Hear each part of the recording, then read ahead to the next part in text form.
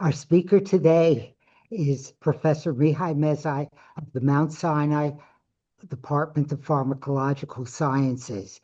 Mihaly has made important advances in molecular interactions, Monte Carlo simulations of liquids, and the interaction of water with biomolecular solutes, and also in protein structure analysis.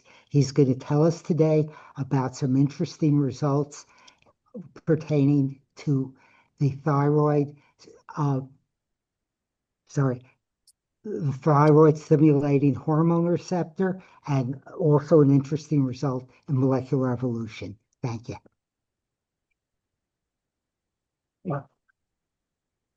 Well, thanks very much for the opportunity to talk about my work. So there are two subjects I want to talk about. One is about the modeling of this protein thyroid stimulation hormone receptor, or TSHR for short, and various things that it can do.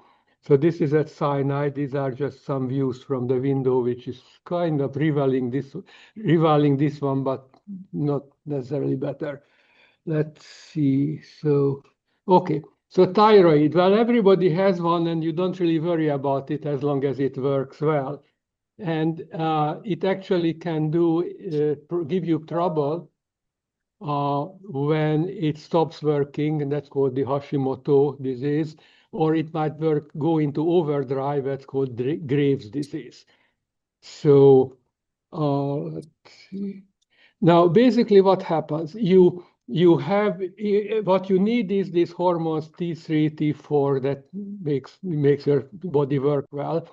And this is governed by the other protein called TSH, that's the Thyroid Stimulation Hormone Receptor, which then acts on this the corresponding receptor, TSHR, which then will instruct the cell to produce these hormones. So when you do a blood test, you usually look at your TSH, and it has to be within a range. If it is too high, that means your cells aren't going to working, and it keeps trying to make work. Or if it's too low, it means it works too well. So what I am going to do is talk about the TSHR, the various aspects of it, mostly structural. So how does it look like? Well, basically, it is a part which sits in the membrane. Then it has a very well-structured domain called leucine-rich domain. That's where the TSH binds. And there is a linking region which is more interesting and less well-defined. So it's also a deep protein coupled receptor, and if these are probably half of the drug targets are one of these are proteins of this kind. So we are right in an era which is very interesting. Now this thing is sitting on the membrane, so that's basically what it looks like. Now, if we want to build a model for this thing, there are a number of things one has to do. Well, first of all, do you have experimental data? If you have X-ray diffraction, that's kind of the gold standard, then you are pretty much home. If not, you can try to look the cryo-electron microscopy. That's a technique which has been undergone really quite revolutionary development in the last decade. The structure starts to get almost as good as the X-ray diffraction results. If you want to look at structures which are in solution, you can try NMR, nucleic magnetic resonance. We can use the word nuclear here because in medical concept, we just call it MRI, so people not get worried about nuclear stuff. Now, what that thing is doing, it's an advantage that it works in solution, so you don't have to crystallize it, but it doesn't work once you have too many amino acids, so it only works about less than 100 amino acids. Then you can try to do theory. Well, different ways. One is if you have a structure for a protein which is similar, and by similar means similar sequence-wise, then you can assume that the structure should be also similar, so you can use it as a template to develop a model. Now, if you are a hardcore theorist, you say, well, we just have to go from first principles and try to find the conformation of the molecule which gives the lowest free energy. Well, it's in principle, that's what you have to do. In practice, that's very difficult to do simply because the models are so, the system is so complex, so many variables. Now, even though that's difficult, the model is getting better and better with time. Now, a couple of years ago, the Alfafold model came up that's using deep learning. Basically, since we already have structures, several 100,000 structures, you can start to do pattern recognition, and that's what really Alfafold does. And it turned out to be a very successful, like, about 90%. Now, so 90% is pretty good because previous methods were much less successful, but it's still not 100%. So that has to be kept in mind. And so that's that. Now, once you have that in mind, once you build that model with one way or another, then you have to start to see what kind of movement it does, what kind of conformations it takes, because we know proteins are not frozen. They are working, so they are doing something in your body. So you have to see what's going on. There are two families of methods that you can use, either using Monte Carlo or molecular dynamics. Now, both of them depends on a description of the energy of the system. So you have to have a model to say, if I give you the coordinates, what would be the conformational energy of the system? Once you do that, you can use the mathematics to develop the conformation space. Now, the one method is called molecular dynamics. And that means, well, I put it in quotation just because it's not trivial, to follow Newton's law of motion. And if you follow it long enough, it will generate you a system which will be Boltzmann distributed, which is what nature is usually doing. The other one is more mathematics oriented.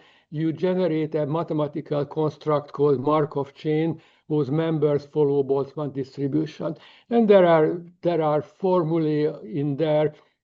This method has been developed in Los Alamos in the early 50s, so you can imagine what they used it first or originally. But even at that time, as they were developing nuclear explosions, they were also using it to model simple systems, atomic systems. Now, so once you do that, you say, all right, now we have a model. We know how to simulate it. Then let's see what else we have to worry about. Well, so in our work, what I'm going to talk about, we started looking just at the transmembrane domain because there was experimental data on the leucine-rich domain, but none in the linking region. So we just started to work on the transmembrane domain, and we used homology modeling of rhodopsin because that structure came up, crystal structure. And then we had to generate the connecting loops using a Monte Carlo method. And then we have to also fill it up with water before we start to do anything, because if you use it empty, it might just collapse, and it would take a long time to figure out the water to equilibrate that. So there I used another Monte Carlo technique called ground canonical. That's kind of a mathematician's way of thinking about it, that you not just move molecules, which is what normally one would want to do, but you might want to plug them in and plug them back. So you can do that, and there is a mathematics that lets you lead into Boltzmann distribution. So once you do that, this is just another way to look at the structure. Then these are lots of atoms, and the picture is very, very busy. You can just look at the backbone, and you can see how the helices look like. Now, but since we know the thing is living in a membrane and in the aqueous environment, we have to put membranes around it. We are using DPPC on this model. Then we have to put water around it, and not just the waters that we already had in the middle, but all the way around, and then counter ions, basically because these proteins are charged, so it has arginine, lysine, glutamic and aspartic acid, which are all just represent charges. So you want to neutralize those. So you add waters and potassium, sodium ions. And finally, another trick you want to do, you don't want to see boundaries, because simulating even a few thousand waters is just a very small droplet. And if you have a surface that distorts this system, because on the surface molecules look different than inside, because one half sees the neighboring water, the other half doesn't. So you want to avoid that. And the trick to do that is to use what's called the periodic boundary condition. Basically, what it means is you have a box of system, and instead of saying, okay, that's it, you create periodic replicas. So essentially, it's like a giant crystal where each unit cell is that big. And once you do that, there are no boundaries. Of course, there is a bit of artificiality now, because you introduce a periodicity which isn't in real life, but it's still much less distortion than as if you had surfaces. So this system I usually use a system where I have a hexagonal prism. So if you look down from the top, this is kind of what you would see. So once you have the system ready, then you can start to run your simulation. So in this work, we ran 600 nanoseconds. Now, that doesn't sound like a lot, but in simulation life, it's still about 300 million steps. Because when you do these equations of motions, that's an integration. You do numerical integration. You would love to do it analytically, except you can't. There is no formula for that kind of system. So you have to do one little step, and before it goes long, you have to reevaluate the forces, because otherwise the forces would already change if you move too much. So you only can make very small steps at a time.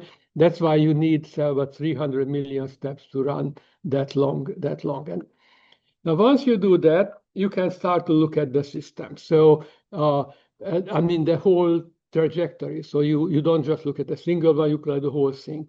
And what I show here is a map of 2D RMS, the root mean square deviation. So think about it, how similar is the structure at time 300 nanoseconds versus time 100. And that, depending on the color, which gives you a similarity measure, will tell you how similar they are.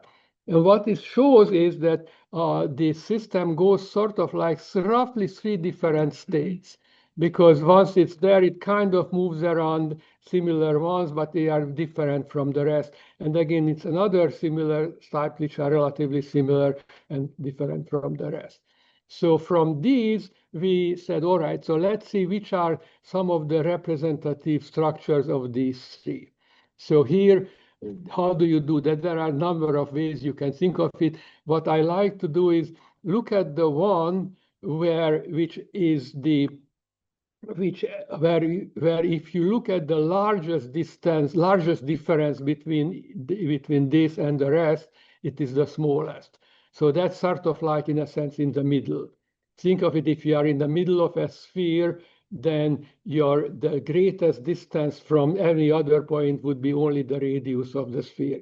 If you move away from the center, you will find some pairs which are farther than the radius. So that's kind of what this concept means. So once you do that, you get these structures, and these are the pictures of those three. So the red spheres are just the water oxygens which are filling this structure. And so we call this model the trio because of the three structure. Now we can look at other things. How do you define that there are three representative structures? What granularity do you use to decide what a structure is? Well, I first decide which are the structures in each region. And then I calculate I already have the RMS, so the distance measure between each pair. So I look for the one which has the smallest maximum. And that's that. So, okay, so then other thing to look is like for the history of hydrogen bonds between the different residues.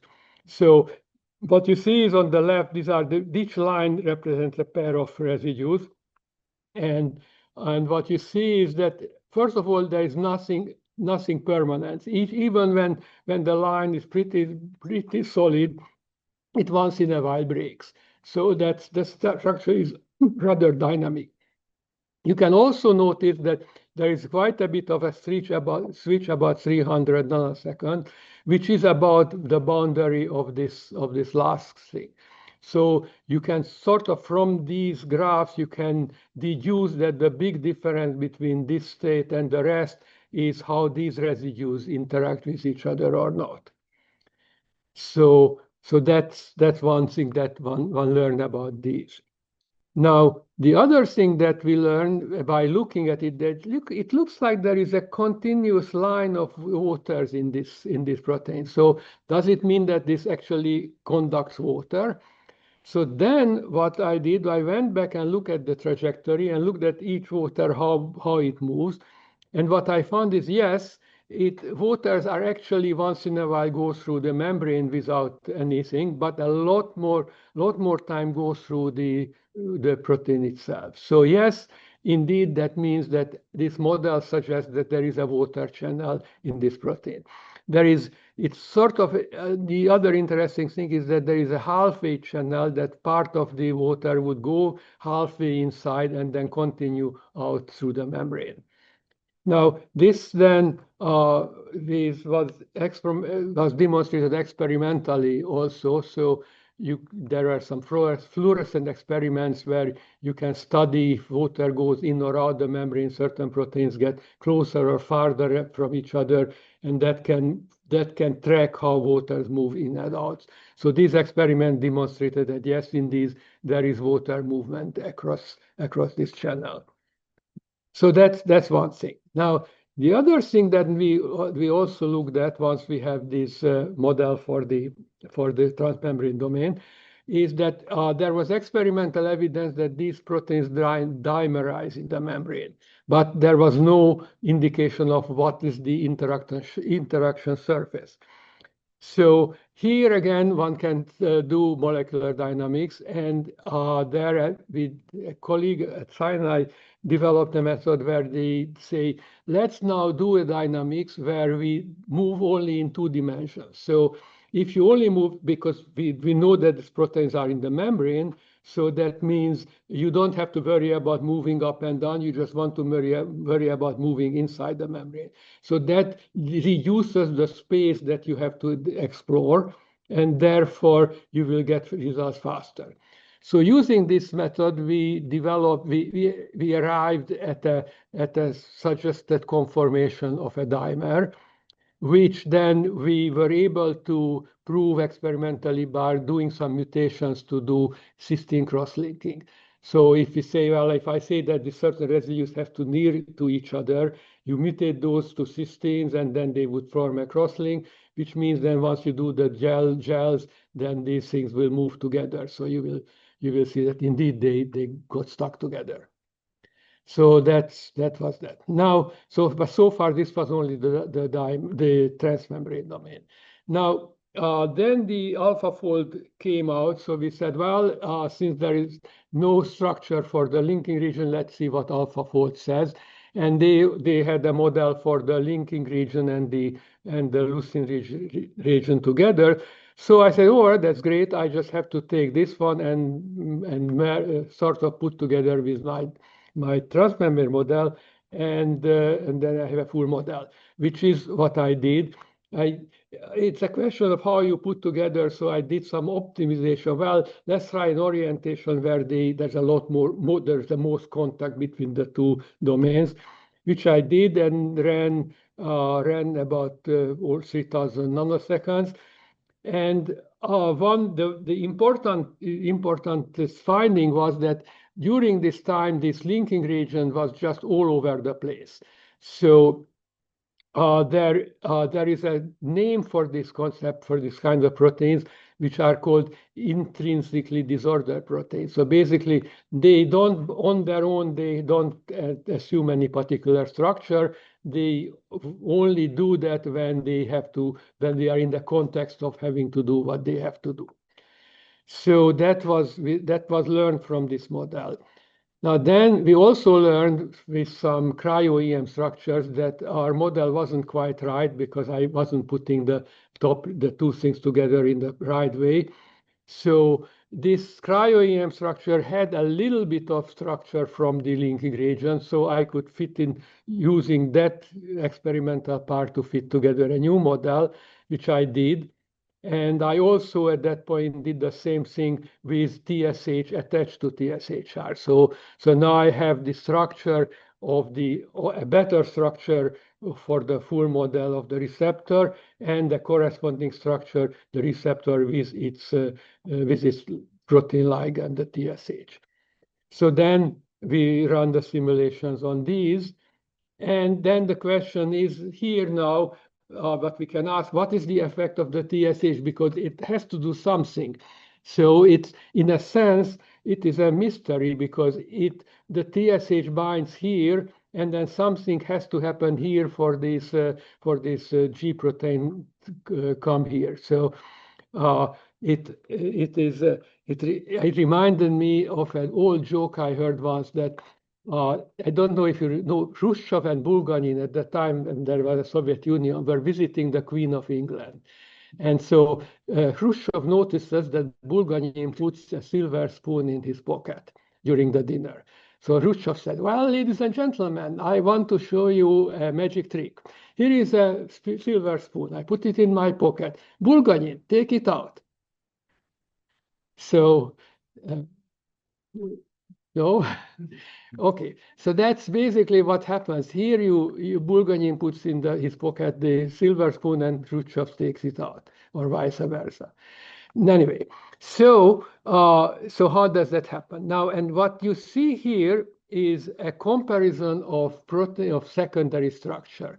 Now, I sort of basically, what is secondary structure? Well, proteins have forming something called helices, alpha helix, which is kind of what you see when we looked at the transmembrane domain, or beta sheets, where you have two chains of protein are parallel to each other and connected with hydrogen bonds. Now, what you see here is on the x-axis the time, and the y-axis different residues. And different colors mean that that they are forming some kind of secondary structure or not. So for example, these residues here at the bottom keep forming a helix, and this is pretty solid. These residues here form beta sheets. But what you see in this comparison, that once you add the TSH, this region, which basically was just disorder, sometimes a little bit of structure, but keep breaking, once suddenly became much more ordered. So in other words, what we were assuming from the first model even on the wrongly put together model, that the linking region is an intrinsically disordered protein. This one sort of demonstrated, yes, once you add the TSH, there is some order induced in there by the TSH.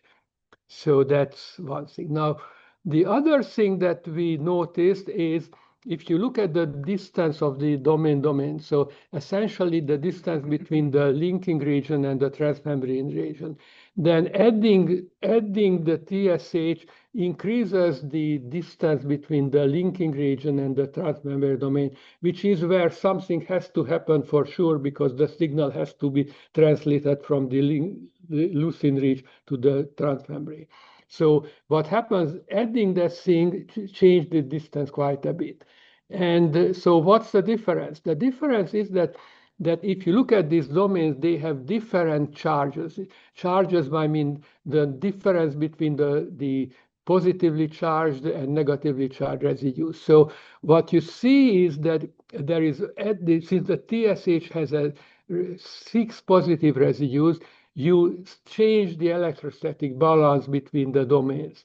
So the assumption is from this experiment that the signal transduction is following electrostatics, is governed by electrostatics. So I am begging the experimental part to do some mutations on the leucine-rich region, which would mimic the electrostatic effect of the TSH, which should make the receptor constitutively active.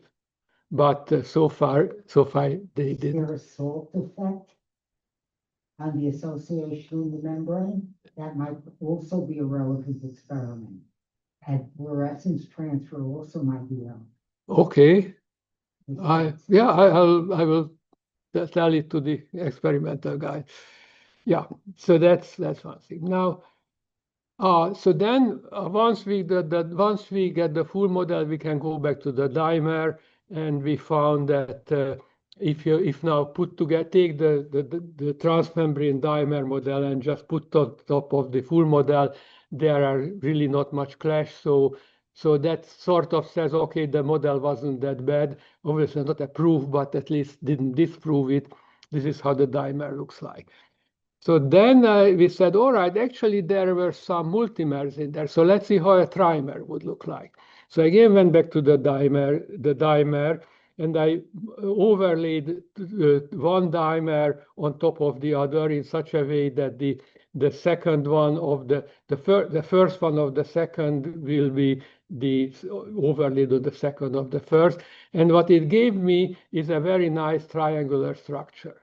So I said, okay, well, let's see if it's really going to stay together. Now, here I had some confidence that if it stayed together, it must be good, because when I was working on the dimer model originally, and I tried some wrong models, in a few hundred nanoseconds, they just moved apart. So they kind of, if I don't put them right, they will move fairly fast. But this one didn't. So I say, all right. Then I can add on them the full model, and it still worked. If I say, okay, can I still add on the TSH? It still works. So these are just sort of saying, okay, these dimers and trimers, even with the full model, look like reasonable models. So that's that. Now, the final kind of interaction I want to talk about is with another receptor, the insulin-like growth factor receptor, because this one, so this is how they compare. This is quite a bit bigger. It works at a dimer, and I only have a picture of one half of it. There is another half here, and then the hormone comes here on top. So this is implicated in the eye disease that comes with some Graves' disease patients. So Graves' disease, one where you have where your thyroid works in overdrive, and so that's what we were looking at. Now, so how do we do that? Again, if there are certain things we know about it, so there will be help. First of all, since we know that the linking region is not structured, we want to focus on the leucine-rich domain and see how it fits with this other receptor. And so there are techniques called protein-protein docking, which is on themselves quite a bit of a crap shot, in the sense that they give you 10, 20 structures. They all look kind of good, and only one of them is right, obviously. So what happens here is that in this case we have a little bit of help, more than a little bit, because once we find that structure, once the protein-protein docking gives you a structure, then you say, all right, now what if I put this thing together and then continue and fit on the rest of the structure for which I have the model? Where will it fall into the will the transmembrane part of that extended model fall into the membrane which is defined by the structure? If I look at this, I only found one out of like 29 structures I got that fit this description. And that was that. And if I try the same thing with the inactive model, I didn't find any of it. So that shows that this thing would only work, only interact with the active model, makes sense. And there it gave me one particular structure. So I can continue. And well, actually, I tried another protein-protein docking program to say, well, maybe it give me another structure which is as good. No, it didn't. It gave only one which looked pretty much like this. So then, all right, so I can do that, extend it, and then again build the membrane around it. And then what I found at this point is that the part of this IGF-1R receptor sits in the membrane. That's not good. So I say, well, okay, I can start a simulation from here, and if all goes well, it should move out. Luckily, it did in even 50 nanoseconds. So that's just a day of simulation nowadays on the Sinai computer. And what you see is nice, okay, it moved out from the membrane. So we are getting there. And what is also good that as the thing was pushed out, the interface didn't break, because if this were a loose interface and you start to push it, it might just as easily break apart before it can push it out. So no, it didn't. It moved, stayed a constant. So now we are still not done, because we don't have anything about the transmembrane part. And there is some 8 residue loop for which I didn't have structure. So what can we do? Well, since these what I noticed that the difference between the active and the inactive structure was that the active had moved closer and closer, much closer the two domains. I figured that the transmembrane part helices should be next to each other, so should be joined. So then I said, all right, we have the method how we did with the dimer, with the TSHR dimer. So I can use the same method to see how these two helices like to be next to each other, which I did, and I get a pair of these helices. And I use another modeling technique from a web server to generate a loop for this. So I had everything together. I could put it in a membrane and try the simulation, which I did and ran about, again, 3,000 nanoseconds. And what you see is a few interesting things. First of all, this whole region kind of moves around but stays together. So there is a lot of flexibility. What we also saw that the two transmembrane domains actually are getting closer and closer together. So it actually, one referee was saying it is sort of contradictory that if we say this is where the interaction come, how come these things got together? So our answer was that, well, this part is important to make the structural change, and this part is important to make the effect what they have on each other. So because that's where the action is happening in this region. So that's what we learned about these. Now, there was another thing about this system that what we experimentally, yes. So I just want to, I guess, verify. There seems to be in the simulation a lot of folding and structure changes happen. Change structures happen. Right. Does the growth factor of recognizing domain or region, does that stay the same in the simulation? It changes.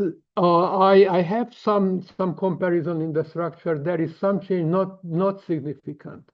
So the dimer doesn't dissociate. They stay pretty much together. But I mean, as you can see, they move around. So there is a lot of flexibility, but no great change.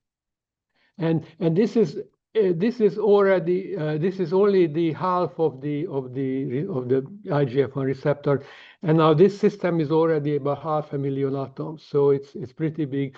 If I add the other part, that would nearly double the system size. So we would be getting even less with our computer resources.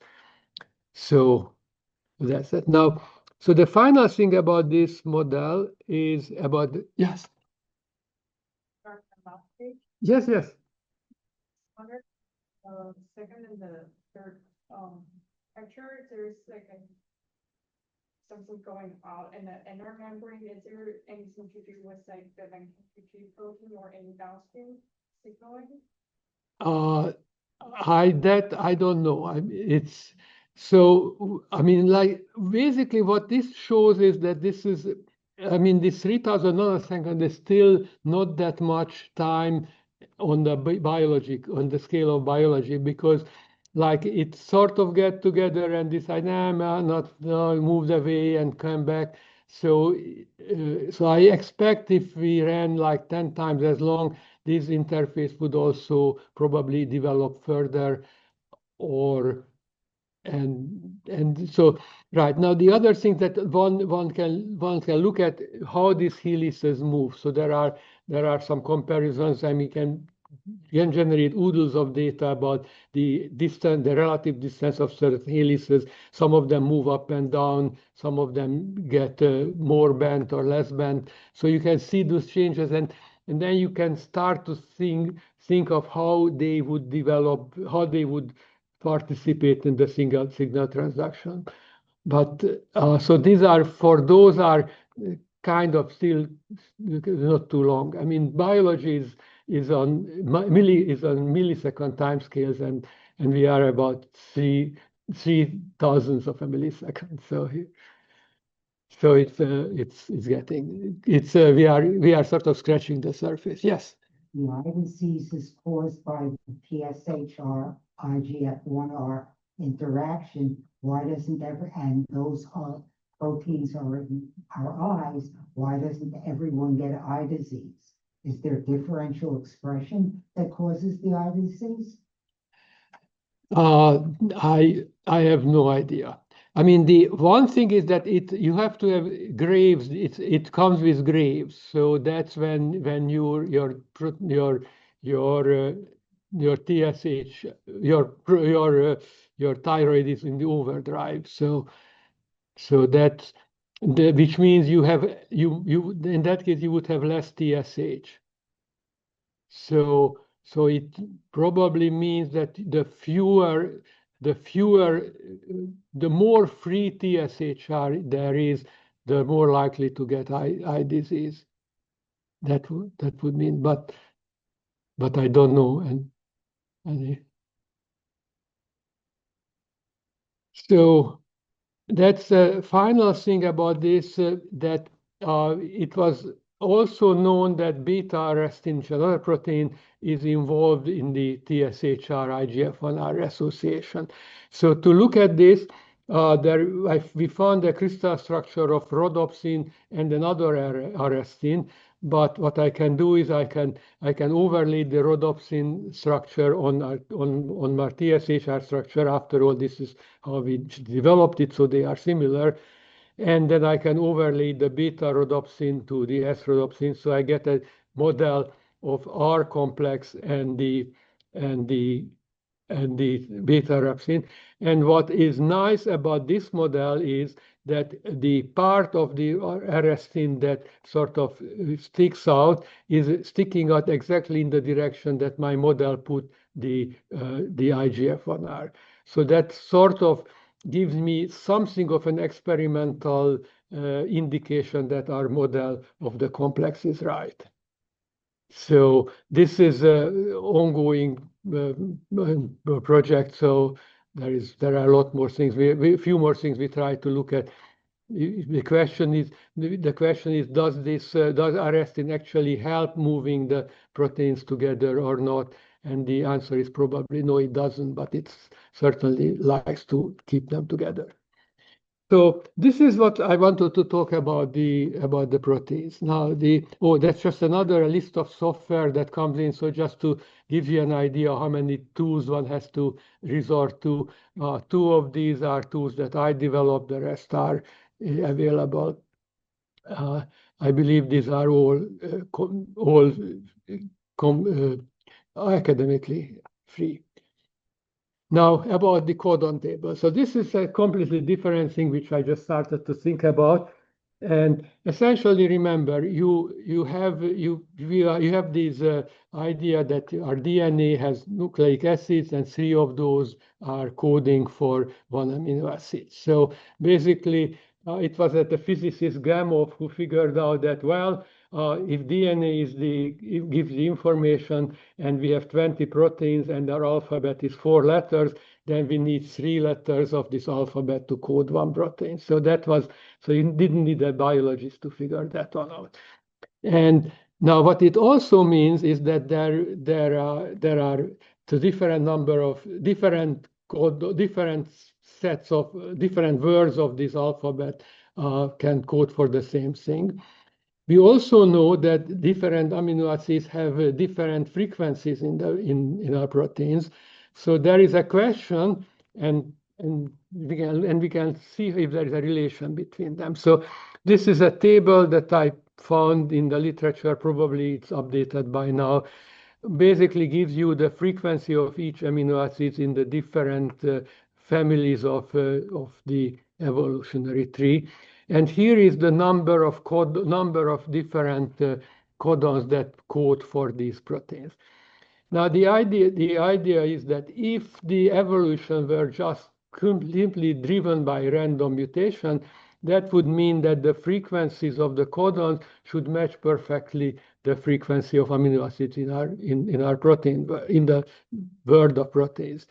Now it turns out that it's not quite the same. There is a significant correlation, and what is more interesting is as you move up in the evolutionary tree, either if you look at membrane or non-membrane proteins, the correlation increases. So that sort of quantifies the effect of the random mutations as you go up the evolutionary tree. So in a sense, that's another indication that really this idea of random mutation is one driver of the evolution is there. Is there really up the evolutionary tree? Because the lower organisms also mutate and change over time. They're not the same as the ancient lower organisms. Well, so I have these 4 families. So I didn't, these 4, I mean, the data I have, so protozoa I guess you can refine it. If you refine the evolutionary trees, you will probably find some which will deviate from monotonicity, but in this crude partitioning of the organism, it holds. So that's about that. Now you can also ask the question of what kind of mutations change one amino acid into another. And the idea is that the more ways you can make a mutation, amino acid mutation, the more likely it is going to be seen. So this is just a formula how to count those. Don't want to scare you that. And then here is the actual number of single mutations that can result in an amino acid mutation. Now, a few things you can read from these. There are lots of amino acid mutations that cannot be done with a single DNA or RNA mutation.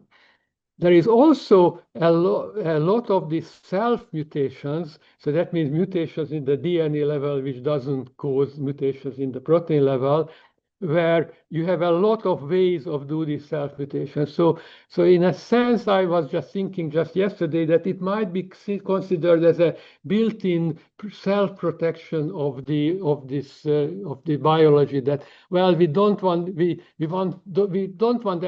lots of random mutations because most of them are harmful, and usually very few mutations are beneficial. So most mutations are harmful. So you want to sort of a protection that some of these, oh, you can make it, never mind, that won't make any difference, haha. So that's that. You can have double mutations that count the double mutation. Even you will see that some of the changes you cannot make not even with a double mutation. So then the question is, what can we learn about these? That we can learn, well, remember, you probably did protein sequence alignments. If you did, one thing you inputted to this as a similarity matrix, because you not only want to look for identities, but you say, all right, well, if it's not the same, but similar, it still counts as a similarity more than if they were like completely different. So you want to get a measure of this. And people built up several ways, these matrices. So what you can do is, and I mean, there are two families of these, and there are even within that families a bunch of variants.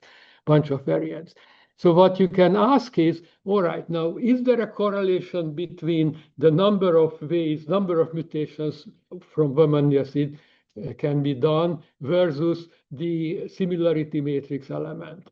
Because because that would also again ask how important the random mutations are for these mutations. Now, what the interesting thing that came out of this was that for the single mutations, for the changes that can be done with single mutations, yes, there is a significant correlation. And but with the double mutations, there is absolutely no correlation. So that means that the amino acid mutations that requires more than one nucleic acid change, those changes are occur as a much more complex process than just a random mutation. So what it means is that this idea has to be built into the generation of phylogenetic trees, because some similarities are more important than others in that. And so that's something which I think needs to be looked at. So that's that. Right. Now, a final thing about some amino acid propensities, and that has going back just to propensities. For one question I was asking, the one thing is that you can ask a question if you just generate a random sequence. What is the chance that it will fold into like a protein usually do?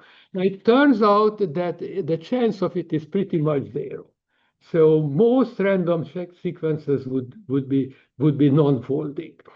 So I said, all right, now then let's see, can we predict foldability by saying what is the chance of seeing secondary structures? Now, seeing secondary structures was a long time issue of people looking at protein structures. They developed, all right, if give me a sequence and I will try to predict which part will be forming alpha helix, which part will be forming beta sheet. And there were again different algorithms for do that. And so you can say, or so I can say, well, let me see if I just do this and see how many secondary structure elements from a sequence would this thing predict, I would get a measure of foldability, or maybe. So I say, all right, let's look at the protein data bank. So there are I think about around 200,000 structures there. And so what I found is that if I look at the structures and doing the predictions, their secondary structure predictions, it will not give me anything more useful about foldability than what you get by simply looking at the propensity. So in other words, if my sequence set follows the true propensity, the known propensity of proteins, then using on those sequences, the secondary structure predictions won't pick up the ones that will be forming for the structure. Only thing it can tell, if I look at completely random sequences, then the secondary structure predictions will say, oh no, that looks like really junk. So you have to look something more. What it turns out, what you can do more is that if you, let's see, that if you look at triplets, the probability of seeing certain triplets and quadruplets. here what you can do is go into the protein data bank and see how protein triplets occur versus how many more you see than see in the data bank versus how many you would see if you just randomly generate those sequences with the right propensity. And if you do that, you get a score for affordability, hopefully.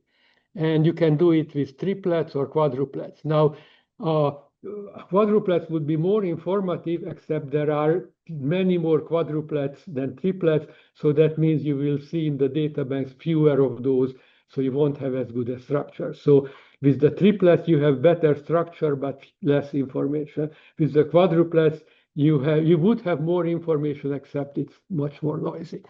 So what I did here is what my colleague George Rose suggested, a foldability meter. So if I look at the scale of these foldability scores and see where the random sequence folds versus where the sequences with the right random but still the right propensities fold versus the proteins which are sort of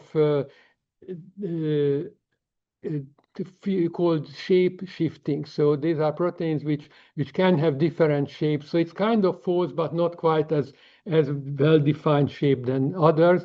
Those are getting closer. Then the next in the scale are the intrinsically disordered proteins, which are kind of susceptible to fold, but not nearly. And then finally the folding one. So you see there is a distinct difference in the scale versus the folding. Now it's still it's a probabilistic, so it's not a guarantee, but it just gives you the better chance of the thing being folded. So I think that's the last slide I have. Right. Yeah. So right, it just said if I replace the propensities with the propensities that you would get from the codon count, then the foldability score wouldn't change much. So that means if the evolution were continuing and improve the correlation, the foldability score would still work the same. So that was the last conclusion, and I think that's the last thing. This is the lab that I work with on the TSHR structure. Terry Davis, who is an endocrinologist, is the lab leader, and this is the group at that time.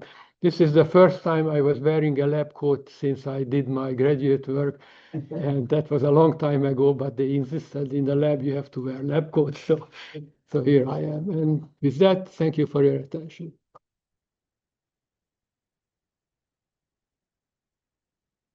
No. Yeah. I have a question about the previous slide.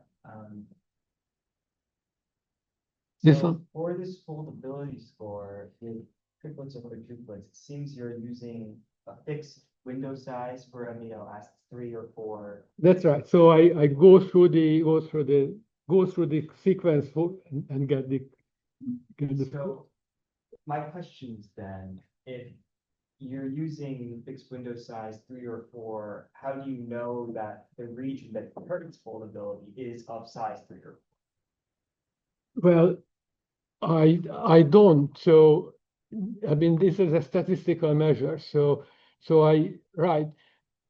What your question is, if I would look at different sequence parts separately, I might see, yes, I can do that.